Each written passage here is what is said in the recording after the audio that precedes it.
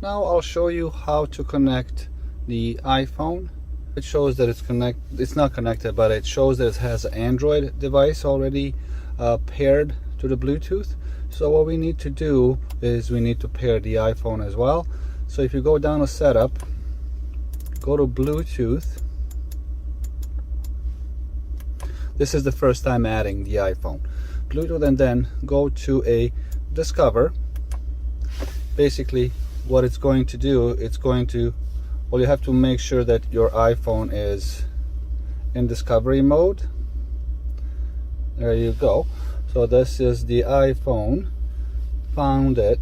Scroll down and select it. Are you sure you want to pair? Yes. And there it is right away.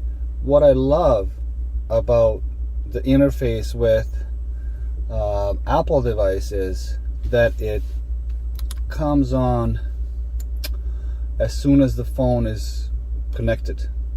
So the interface doesn't basically like on an Android, you have to go through the settings and connect it.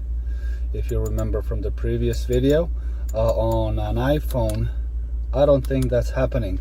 On an iPhone, it automatically, basically, as soon as you come into the car, as soon as the Bluetooth kicks in, the Android Auto starts working. There's no maps on here because there is no internet. This is my daughter's phone. Also, the buttons here, all of them are still working as they're as intended.